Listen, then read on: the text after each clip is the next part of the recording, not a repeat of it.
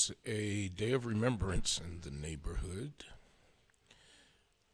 Hello, everybody. Just leaving from the services of firefighter Jason Arno. I left a few minutes early to get here. Kind of wanted to pay my respects and have it really on the social media record of our appreciation for not only Jason, who gave his life, and I'll tell you a little bit about the ceremony, but to all of our brave men and women. Maybe we ought to switch that. There's a whole lot of women out there today for firefighters. To all of our women and men. It's just this is the month.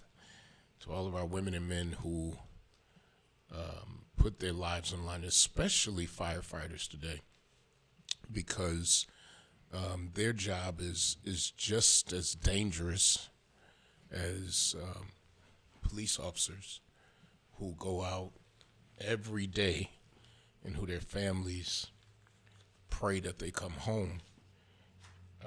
We were, as elected officials, stationed right at the door of the church and lined up as the procession came. There is nothing like the pomp and circumstance of a first responder, police, fire. You just cannot compare it. The bagpipes coming down the street. Just had a very large family, and the limo carrying his widow and child, I believe his parents, and then about 3 to 4 limo buses, and getting them in. And then you had the fire truck pull up, if you didn't see it online.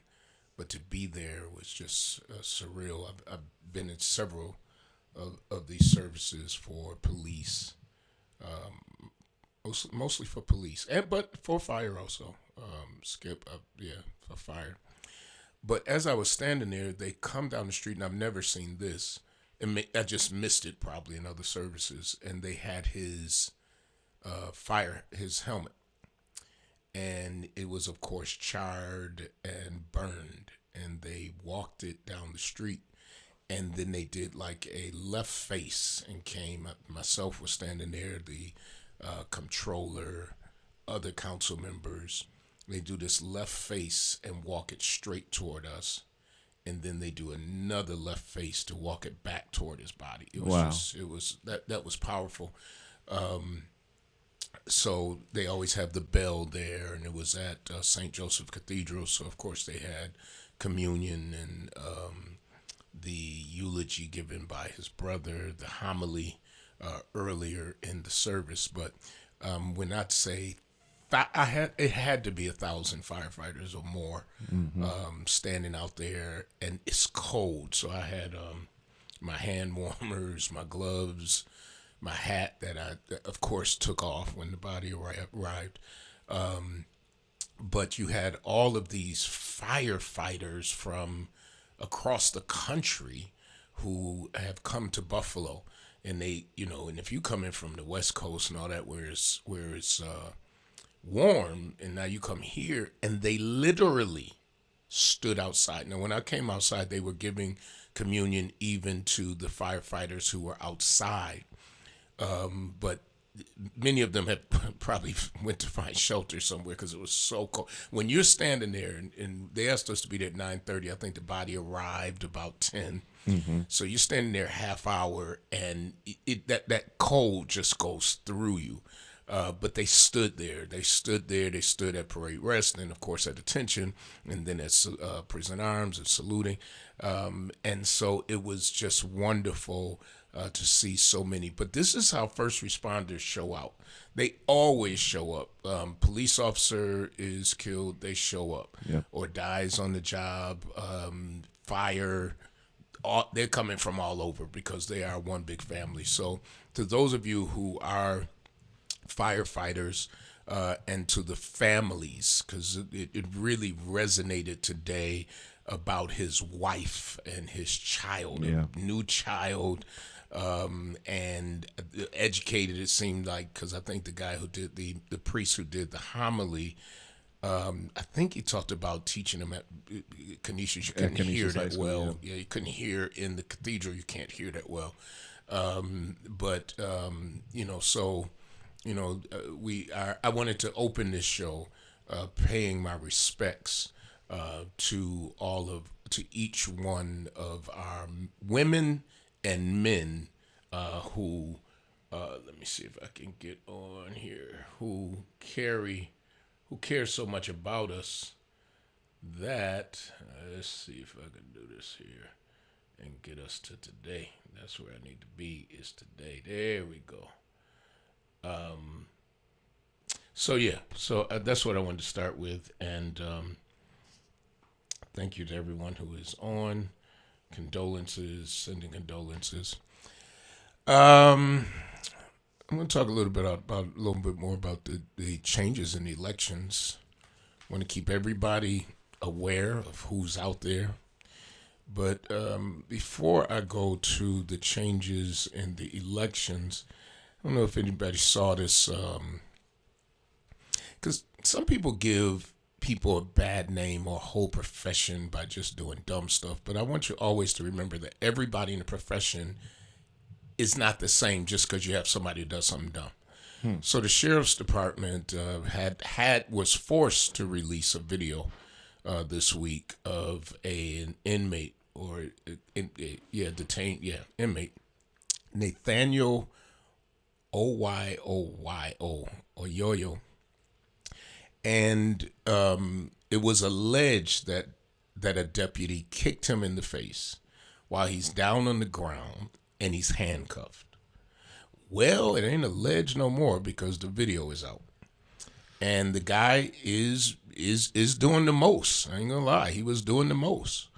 But even in doing the most, once you're on the ground and you outnumbered, and I guess now I couldn't see well. I'm going from what it was said that he spit. I heard one of the officers say he spit at me or something. Now he's on the ground, and he is, like I said, he is talking. He is going at it. But then the officer, when he allegedly spits, you see him kick him in the face with a boot. And you hear this guy going, now it just, he just kicked me in my face, kicked me in my face, kicked me in my face. And it took the courts to force the release of this tape. Now, the one thing that I think, and the only reason, not the only reason, but one of the reasons I'm bringing this up, is because across the country now, police forces have figured out it's better to release stuff early and admit it. Right. Than to hold it for a year. Yep. And the press is asking about it, because this is what makes people more upset. Because now it's like, okay, so I think, and I'll bring it up in a minute. One point, I think the sheriff, I think I didn't finish reading the article, so I'm going to look, was saying something about the DA who I just left. But at the end of the day, I think that we have to be like these other cities. If you have somebody who did something that was against policy, you have somebody who did something that was illegal, don't hold that. This is what happens, and so this is what makes protests happen for months and months and months, instead of, here's the deal. This was not policy. It was not what we teach. And then adjusting and making sure, because these body cams and all that, they belong to the people, paid for by tax dollars. And they're there to protect both. They're there to protect the person who is arrested, and they're there to protect the officers. The cameras don't lie. They just don't lie. Now, what I was told the other day, and I got to check into this, because allegedly, everybody say allegedly, allegedly, that a great percentage of Buffalo police cameras are not on or not working. That's what an officer told me. I'm not making it up. Because I said something about them being protected by the camera, and they're like, yeah, when the cameras work. I said, so are we having a problem with the cameras? And he said, like I said, when the cameras work. That came from an officer who wasn't trying to throw anybody under the bus. I think he thought I already knew. Right. Because the Common Council was one of the champions of the cameras. And, you know, a former police chief didn't think cameras were necessary. And we kept our foot on the pedal, and administration, we all eventually agreed, and we have cameras. So those cameras are no good if they're not working. And it is policy that if the camera isn't on, there's supposed to be a report done of why that camera was not on for that interaction. Absolutely. So, you know, my next move. Yes. It'll be at police oversight. I'm going to be asking for just a report. This isn't a throw somebody under the bus. It's a shame I got to do that every time. I'm just trying to inquire so that our people are protected and our police are protected and that cameras don't lie. So if there is a problem, let's deal with the problem, because this isn't something that would come out of the capital budget because it doesn't last long enough. Right. So as we're going into budget, I want to know, are the cameras working? Are we at 95%? Or is there a problem with the vendor? Is there a problem with the cameras? Because the minute it doesn't, this is what people will say. Y'all knew, and if we did know, we do have a responsibility. I'm going to say that. If we know that something is wrong with the cameras, we do have a responsibility to get involved.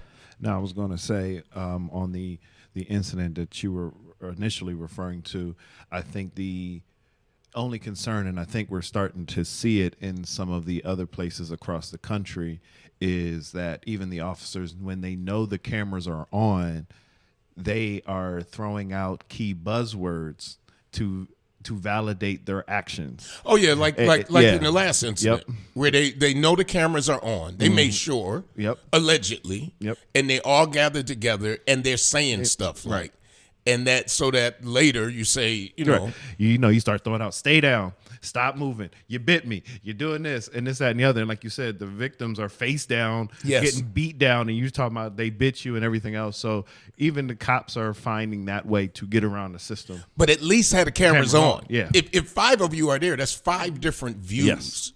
And then that way, if something happens to a police officer, right, you got the view. Like these cities and I just saw a video in a town in the South. Police go to the door. There is a domestic situation. The guy comes, and I think I talked about this recently. The guy comes to the door with a bottle in his hand, drinking. Yes, they chase him, right? There was video. So now it's very difficult for somebody to say, no, because he was unarmed. Right, he was unarmed. So it's very difficult for somebody to say he had a weapon. That way, although he deceased, he died, there's proof. Right. But there's other videos out there, a lot of them, of police who have legitimately shot somebody who was coming at them with a gun. Now you have that. It's very difficult to protest that now. Come on. If the police have given you the command, their searches or their stop is legal, and you jump out with a gun, and you got it on tape. Got to neutralize the threat. You got to neutralize the threat, right? So at the end of the day, these cameras are meant to protect everyone, including bystanders. Right. Including bystanders. So I am going to be asking about a report on the cameras. Especially after hearing from this officer who says they're not working. They're just not working. So let me, before I go to the election stuff, let me update you. Last week or week before, my weeks are, let me tell you, it's been really, really busy. And I've accepted more than I ever should in my life, and I'm not going to do that again. But we did have a great time at St. Luke.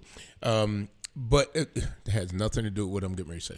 So I want to thank all the residents that came out from McCarley Gardens for the meeting the other week. Was that was week? Last week. Last week? Yes. I'm telling you, my weeks are going together. They're just all melting.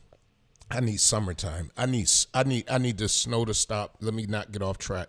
I need some sun, real sun. yes. Sun with heat. Yes. Because we had sun, but it's no heat. Sun without heat just doesn't. So anyway, there was a meeting between the residents of McCarley Garden and the new management arm of McCarley Garden. And I want to say this to the residents. First of all, I want to say this to, it's not St. John. They corrected me. It is what's their BFC Partners. BFC Partners and the Buffalo Black Billions Yes. who were there. I want to thank them for being there. I specifically want to thank Mike Norwood, Sr., Yes. because when he heard from the residents, he wanted things to be fixed now. Yes. I stood up and said it. So I'm fair in my reporting because I have been accused of some of, why you don't like St. John? Stop it. Stop it. Just stop it.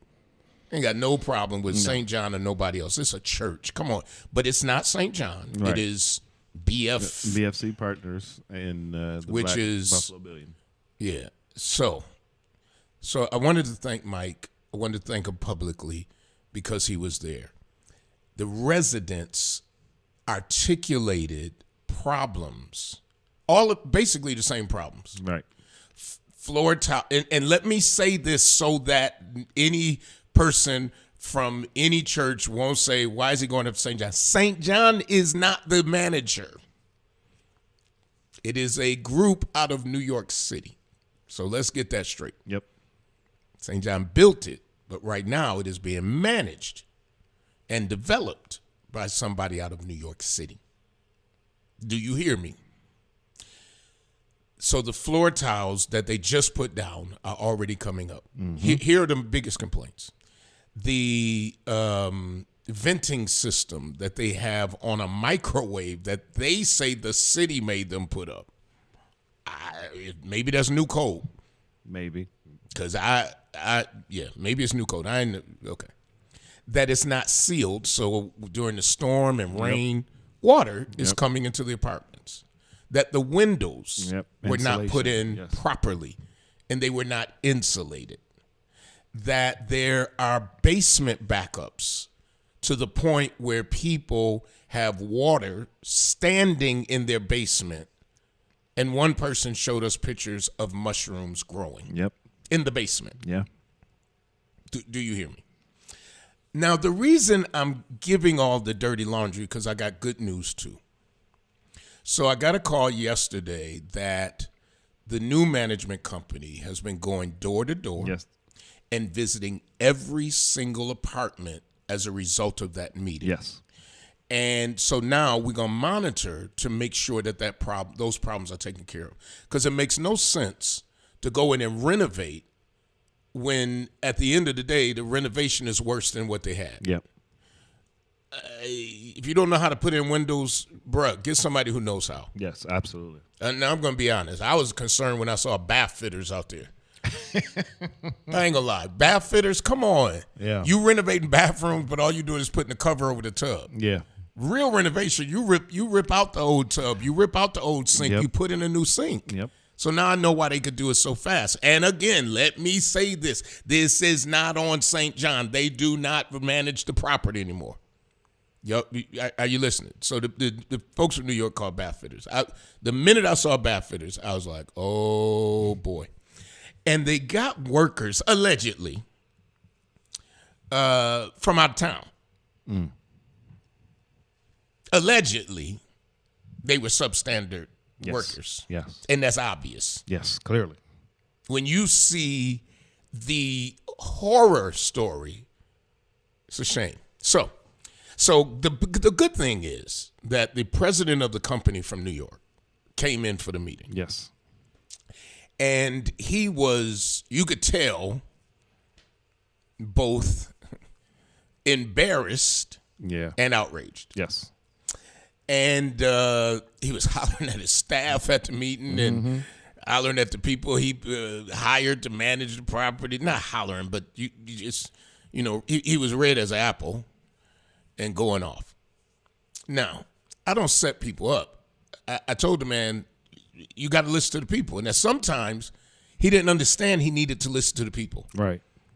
Yeah. But I made sure he knew. Yeah. Because at one point, now, I had residents send me their complaints, right?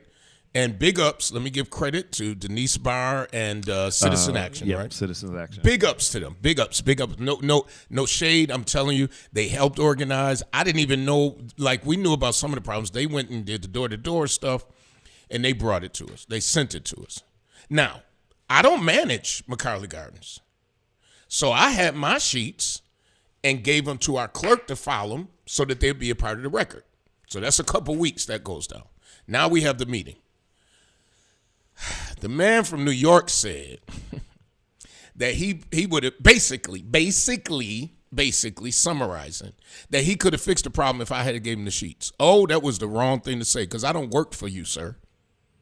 You knew the problems. Don't blame the sheet. You could have got copies of the sheet. Y'all could have went and found out from the residents what the problems were. Yep. It took 2 outside organizers. Yes. To go door to door. Go door to door to bring it to the council member, and you gonna act like you didn't know. Yeah. And if you didn't know, that's your people fault that's here in Buffalo. Yep. But what concerns me is you want to do another project.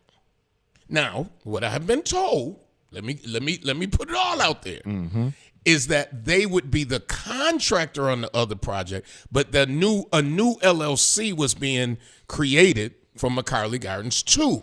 Oh. But when the man came to the council, he said that they should be able to build McCarley Gardens 2, which is going to be a tower, because of how successful they were on McCarley Gardens 1. That is what the lawyer said. Is that what he said? And the lawyer said that on the record. And I said, sir, I've got a folder full of complaints. Yep. Again, let me say it for the record in case you're tuning in late. This is not about St. John. This is about a company out of New York City who's now coming into Buffalo to do building, who has done building across the country and a lot in New York City. Yeah. But the way you do stuff in New York City, not the way it works here. ain't the way it works. And I told him that. I said, sir, I believe now, and not that I didn't believe the people, but I said, now I understand how you all must be talking to them because you blaming me for files that belong to us. Yeah. I don't work for you. No. I don't have any responsibility to give you files when you making the big bucks to build the daggone thing. And it was clear to tell the people, I pay good money. I pay good money for this. Didn't he say it over and over? Over and over. I paid good money for those windows. Yeah. They double paying. When one woman was complaining about, she said, it's colder in my apartment now than ever. Oh, well, we gave you better windows than what you had. I paid good money. But allegedly, the windows were not installed right. I was getting ready to say, you can put in $1,000 windows, but if air coming in all around them, I'm still cold. I can buy $1,000 window, but if I let JJ put in the windows, my 15-year-old son, if I let my 15-year-old son put in the windows, pray it just stay in the wall. So Amber Bolin asked, how long were they the owners or whatever? They just acquired. Basically, they have basically they're running it. It's still on paper belongs to BFNC. Well, not BFNC. It's to the CDC. Yeah, I think that is under the Virginia Oak Development. It's all of these, but they are basically for the rest of our lifetime. They bought it. They bought out. They bought them out. Here, we'll give you this. We'll give you this back in I don't know how many years. I don't even want to say it because I don't want somebody to say it. It ain't 99. It's 50. Whatever it is, they're going to make their money back, and they're not going anywhere until they make their money back. Absolutely. So they're out there now going door to door, and hopefully they fix the drafts, they fix the basements, they fix the windows. And let me say this. Things can happen in construction. Nobody's saying construction is perfect. Right. But at the end of the day, don't make the people feel bad because your people did a rotten job. Right. and Absolutely. don't talk to them as if they're your kids. Yeah, that was the crazy. Yeah, he was talking to them. Well, I wouldn't allow it because I kept stopping him Yeah. from talking like that because there's no way. And there was another guy, the Puerto Rican guy, Yeah. who was ready to go into one of them. And this is what I say about why I brought this up. I was so proud of the people from McCarley Gardens. Yes.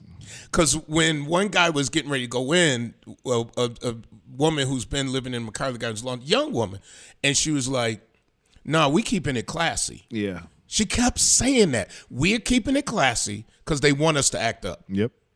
And I was so proud of how they brought their complaints. Yep. How they let, I had to, at times just bring them back. Yeah.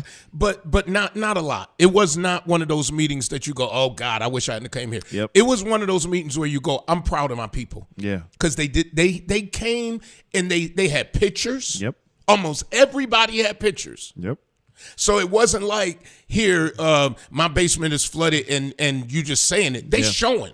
Yeah. Here's a picture of my basement. And shout out to the ones that have been calling and reaching out even Yes. afterwards, like, "Hey, I couldn't make it. How Yep. do I get in touch? How do I get you the information to get to them?" So it's still been continuing because even Denise was in the office earlier this week. Let us know about 2 more. We reached out, gave it to the management team to make sure, and then when we called to verify, they said the management team was just at the door this morning. So working together works. It really does. It really does. And we got attention on that property for now. So hopefully that continues because, of course, they are in front of the council right now Yeah. for McCarley Gardens too. And as I shared with somebody, I never said before that meeting, never did I say, "I'm not going to vote for McCarley Gardens 2 and hinging it on McCarley Gardens 1. Now, hence, I'm transparent. After that meeting and the way that those residents were talked to and the fact that the president of the company was not aware Yeah. of the problems here on the ground, Yeah. I'm concerned. That's what I'm going to say. Now, I'm willing to work with anybody. Yeah. But I am not going to allow residents, and especially in my presence, to be talked to like it didn't matter. Yeah. And I mean, I just heard, I had to stop this gentleman several times because of how he would try to stop them from talking. Right. But let me say this: it was mostly African American sisters there. You ain't stopping African American sisters, not even when it wasn't Women's History Month. Yeah. They gonna get their It was point still across. Black History Month. You're right. It was still Black History Month, going into Women's History Month. So you definitely wasn't gonna stop them. But I just want to say that, and I hope the word gets to them of how proud I was of how they conducted themselves. They were businesslike. They would not allow themselves, and they were passionate. Yeah. I'm not going to say they weren't passionate, but they weren't cursing people out. They weren't talking over each other, and it was very organized. Yeah. So that he was able to hear everything Yep. from their hearts. So that's. I think I covered every ching there. Well, folks, now, I don't know why the Board of Elections still doesn't have a calendar up. The calendar doesn't have anything on it. No, I haven't looked at It it. has the date, the date of the petition starting. So unless I'm looking at the wrong place, but I looked at elections. So, folks, it's election time. Petitions are out on the street. Want to go to sponsors before you go? Oh, good. Yeah. Let's go to sponsors, and then we'll come back and talk about petitions. When it comes to something as personal as your clothes, you need to deal with somebody you can trust. That's why so many people turn to Hobson's Dry Cleaning, conveniently located in the heart of the community at 874 East Delavan at the corner of Wyoming. When you take your clothes to Hobson's, you can trust that they'll be ready on time. You can trust that your whites will be white. You can trust that you'll always get a fair price and service with a smile. You can even trust that you won't have to get out of your car if you don't want to. Hobson's has a drive-through window for your convenience. Trust is what it's all about at Hobson's Dry Cleaning. Hobson's Dry Cleaning, your one-stop dry cleaners serving the community for over 30 years at 874 East Delavan at the corner of Wyoming. Call 891-8298. That's 891-8298. Brian K. Lewis Funeral Home has 3 locations to serve you in Buffalo: 347 Peckham, 2258 Bailey Avenue, and Providence Memorial Chapel at 1275 Sycamore. Brian K. Lewis Funeral Homes offers traditional services, and they have services for all faiths. And at Brian K. Lewis Funeral Homes, they have air-conditioned parlors and chapels. Financing is available, as is limousine service. At those difficult moments in your life, Brian K. Lewis Funeral Homes is available where you are with counseling services. Call toll-free 877-885-7734. That's 877-885-7734. Or locally, 845-5545. Brian K. Lewis Funeral Homes. We are here to serve you, here to serve this present age. Call today, toll-free, 877-885-7734. Or email info@brianklewisfuneralhome.com. And you can be a sponsor too, as long as you're not a cleaners or a funeral home. Absolutely. We'll take you on. You got a restaurant? Come on. I can come on. So, elections. Petitions are out on the street. What does that mean? In order for a person to run for office, they have to have so many of the electorate in that district or city, if it's a citywide race, or what's called an at-large race, to sign their petition, and those people have to live in the area of election. You know, that's a tricky one for some people sometimes. What, that they don't know? Yeah, that they don't know. That's why I'm teaching. That that has to be your primary residence. Primary residence. Well, some people run. Yeah. Let's say that again. Yeah. Primary. Primary. Where residence. you for real live. Yeah. Yeah. I'm gonna leave that there for the birds. So you can sign somebody's petition and like live in Cheektowaga from Buffalo, but your name ain't gonna make a difference. No. It's gonna get struck. Mm-hmm. So you done took up space where somebody who really lives in the district. And folks, the reason I'm teaching this is because you are now signing petitions for the new districts. Yes. Now, I can't go through every street. You're gonna have to find out. You can go online. You can go on the Board of Elections page. Yes. And right there, you can look for your street and you see which district you're in, because there's some folk who were in Lovejoy who are now in Ellicott. Mm-hmm. There's some folks who were in Ellicott who are now in Niagara. So you need to know, so that when you sign the petition, what district you will be in January. You're not in that district yet. You will be in that come January 1st. You will be in the new district. That's where you have to sign, is for your new district, not your old district. Yes. And if you don't know, you can even call our office. We'll look it up for you. 851-4980, 851-4980, or call your current council member's office. They can look it up, and then you know, so that you're not signing Brian Bowman's petition, and you should be signing, I almost said my petition. That's not happening. You should be signing an Ellicott person who's running, okay? So know who's running. Don't just sign. And then if you sign more than one, it's only going to be the one you sign first that will count. Yes. So if on Monday you sign Mickey Mouse's, and on Tuesday you sign Batman, and on Thursday you sign Robin, the only one that's going to count is Mickey Mouse. And now Batman and Robin are going to be thinking they've got all these petitions, and when they get or signatures, and when they get challenged, they're going to come up short. I'm telling you. Some people, if they really want to mess you up, will get a lot of people to sign them with wrong addresses. Yep. And then you think you got 500. I'm trying to teach. Think you got 500 signatures when you really only got 150, because you didn't lost on, and it has to be where you are registered, to vote. not where you moved last week. Yeah. You cannot move in with your boo and then sign from your boo's address, and you have not changed your address with the Board of Election. Am I teaching in the city of Buffalo? I'm trying to help. And I got another one, and this is for petitioners and the people at the door. You cannot take the petition in the house and say, I'm going to sign for everyone who lives here. No. Each individual person has to sign themselves. That has been challenged before. Yes, By it has. looking at the signatures, Yes. looking at the signature that you have on the Board of Election, Yep. and being able to compare, because your auras, as they Yes. used to say, your auras don't match. look like the same auras for every name. Yep. It's going to be challenged. Yes, and I'm giving away all the tips of the trade.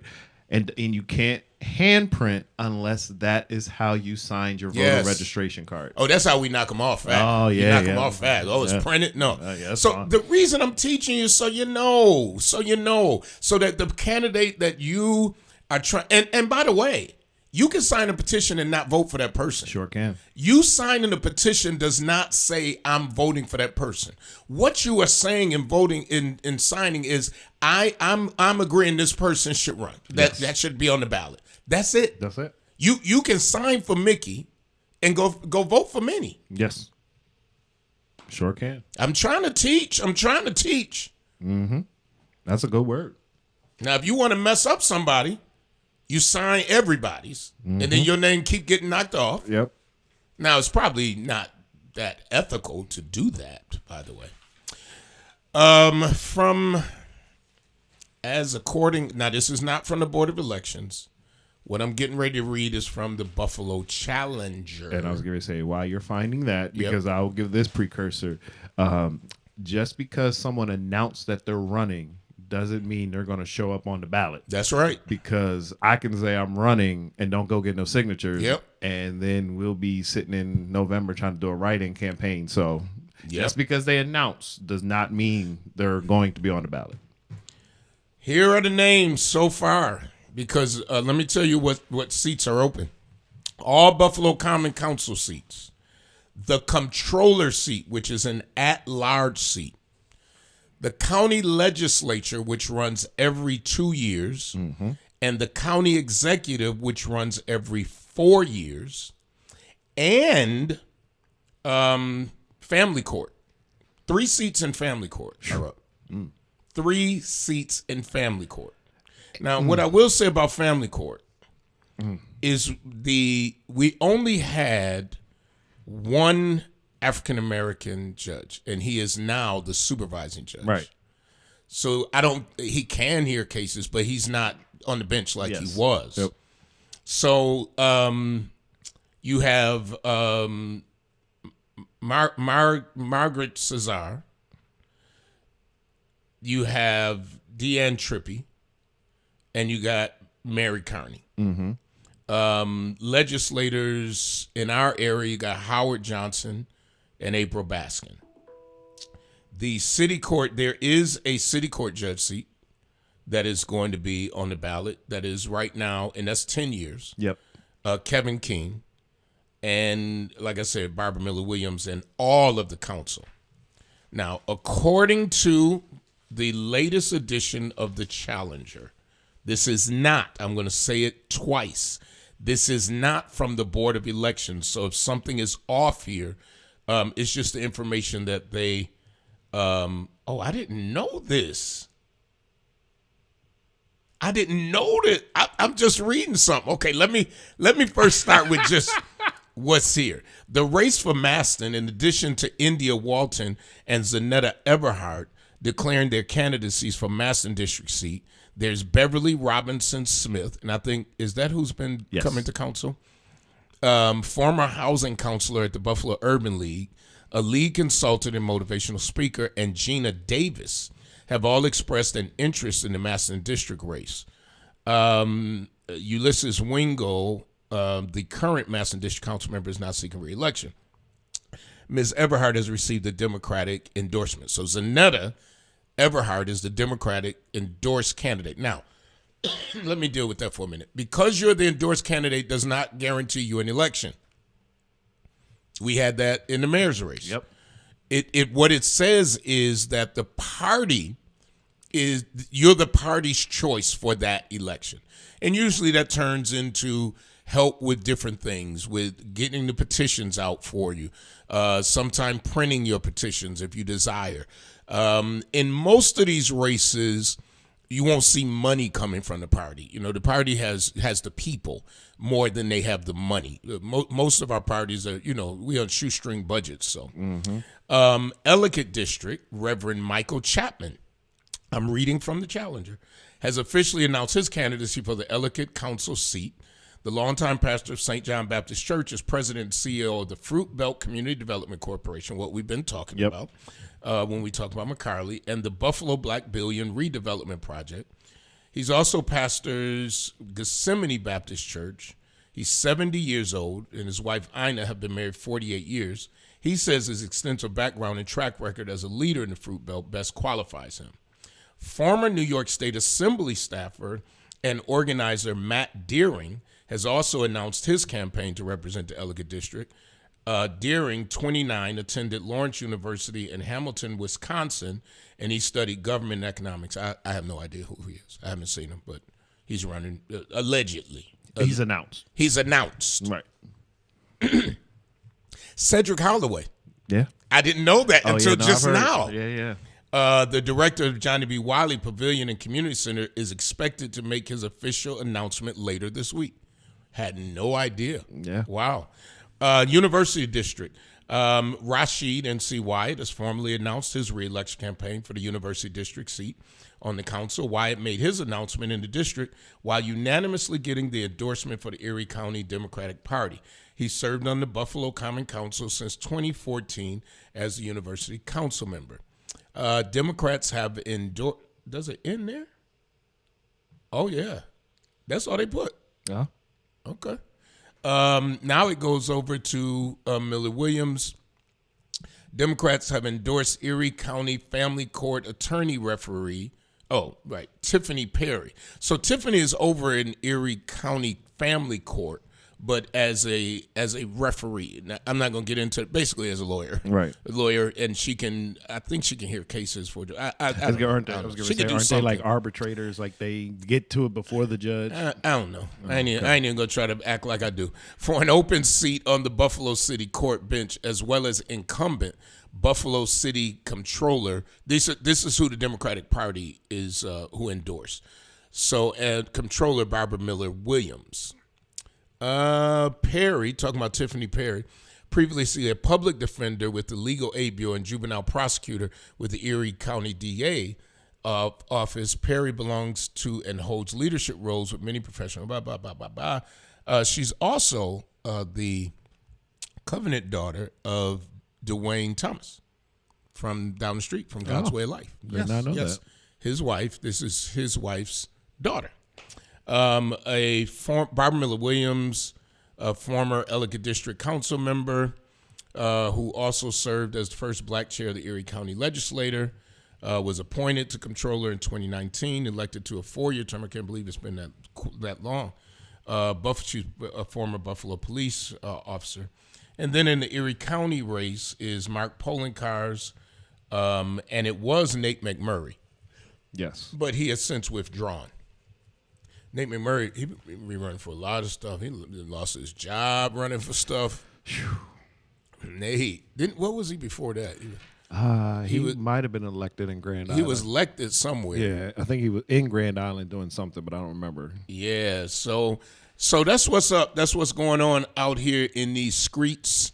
But I didn't know about Cedric at all. I heard there's going to be a couple more announcements. So I never thought that Ellicott was going to be this full. This is the fullest race that Ellicott will have had, in probably since 12 years, right? Yeah. In 12 years, yeah, probably. Because usually, first of all, I've never run unopposed, but I've never had 4 or 5 people. Well, maybe, but they just didn't make the ballot. So you did have people who out there, I'm running, and then ran short on the petitions. so they didn't make the ballot. And then one ran short on the petitions and started their own line. So you never know what can happen. I call this, and this is what I want to warn you all, I call this silly season. Now, the reason I call this silly season is because I wish, and it's just my wish, I'll never get it, but people would just run on issues Yeah. and not on theatrics. Yeah. And what happens in this season is people, whether they're running or not, pick a side. And then they pick their side and then try to desecrate the side they're not on, some people. Yeah. And what that does to me, I feel, is it waters down getting to the real nitty-gritty issues. Yes. What is it that you want to see out of your elected official? And what is amazing to me and why I call it silly season, some of these elected officials have been there 4 years. You never once went to them and said, we want to see this. Yeah. And then when election time comes, You haven't done. you ain't do this. Yep. Why they ain't do this? Ain't been to a community meeting. Ain't wrote a email. Haven't been involved at all Right. until they cousin running or they friend. Yep. Now you want to take down another person, and we never get to the issues because yeah. we're in personality. And that's what's funny. I said in a meeting last week, and it hurts because we don't sit in the office and just be like, what can we do this week? A lot of the policy that gets created on all levels of government come from a constituent bringing us an issue. Absolutely. And then we figure out how to solve it. So you guys hold the lawmaker accountable to make the law. Absolutely. So if you as a constituents never report an issue, we think the neighborhood is fine. And here's the funny part, because somebody will say, it's pothole on social media. Yeah. It's pothole on such, and they ain't doing And they nothing about expect, it. and they expect you to see it. Like sir and ma'am, sir, ma'am, offices are open. Yeah. Did you call? Yeah. Did you make the city aware? Because if you made the city aware and if you wrote in and somebody gets a flat tire, Yeah. we have to pay the claim. Yeah. Let's be organized. Let's be organized, folks. Let's all get in the room. Absolutely. If you write into the clerk's office and you say there's a pothole on Jefferson and East Ferry, and you call, not just call in 311. You can't just say, well, I reported to the city through 311. The reg is clear. You have to send in, so you send in a note, right? Yep. If you want to make sure it gets there, you can send it certified. Now somebody, including you, I think, hit that pothole and it bust your tire, and we're aware, guess who has to pay the claim? You want to know why we don't pay a lot of claims on tires? Because people don't write in. Well, some neighborhoods do. Yes. Because they've been educated. I'm educating you. I'm educating you. So we don't know. We don't have these crystal balls. But like Macaulay Garden, the reason we got involved is because we were asked. Yes. We were told what was wrong. Absolutely. Now, some things are more of a challenge, but we still get involved, whether it's calling the inspectors. And inspectors will go right out on, within a week. And, the inspector thing is also tricky too, because we can get the inspectors out, but if you don't open the door, or if the neighbors don't open the door, you can't call in and be like, 1, 2, 3, 4 Genesee has bad siding and they got lead in the windows and all That's this what kind happened of at stuff. Town Gardens. Yeah, and then all of a sudden we send a raid out, and then nobody opens the doors. Town Gardens, now I get less complaints. I just got one the other day. But Town Gardens, at one point, we're getting 5, 10 calls. Yep. Worked with the inspections. Inspections sent out a whole army of inspectors. Yep. Came back with a handful of problems. Why? Many people would not open the door. Yep. Many people. I don't want them in my house. You ain't supposed to have the Doberman Pinscher in your house in the first place. But our inspection team ain't coming for that. Exactly. They don't care that you got a lease with 2 people on it and you got 22 people in the crib. They don't care. They're looking at buildings. They're looking at the brick and mortar of your house. Yep. They are not HUD. No. But you got to open the door. And you got to be active. But silly season is upon us. Somebody at how do I find out? You call your council member if you don't know what district you're in. You can call any. You should be able to call any council office, but you can call the Board of Elections and they can let you know. Can the city do anything about the skunks? Yes. Where? I know you're gonna say all over. So we all have the same problems. So my dad catches them. You can catch them, but you got to participate. So you can call the city, and if you're in Ellicott and they tell you they don't have any more, you call our office. I said I'll go buy them. You call us, they put the trap in the back, and then they come get it. Yeah. Once your little skunky is in there, they'll come and get skunky. Even if you bought your own trap, They'll come and get it. They'll come and get it. They'll come and get it and remove skunky for you. Yes. But we all got to participate. So imagine, because you can go right to Home Depot and get a trap. Then you always got your own. Or the city. Now, the city only has so many. But that's how you eradicate them. And then we take them. I don't know where they take them. Mm-hmm. Corrine, I don't know where they take them. But they take them somewhere. Somewhere. They Out in the, maybe they take them out to some nature preserve. And then all the skunks can be together. Yeah. And have a Pepe Le Pew party. So now that we do the sponsors at the end, do they still do it at the end of the show? No, we go all the way, I think. Oh, we go all the way? Yeah. All right. So let me just verbally say thank you to Hobson's, who we played at 12:30, and thank you to Brian K. Lewis Funeral Homes for sponsoring the show. You heard them at the half hour to break, but now I'll give them the verbal at the end. But you heard all their beautiful commercial. So, yes, very good question. She says in the fruit belt, because they're getting their fruit off all those fruit trees. No, they're not. I'm just playing.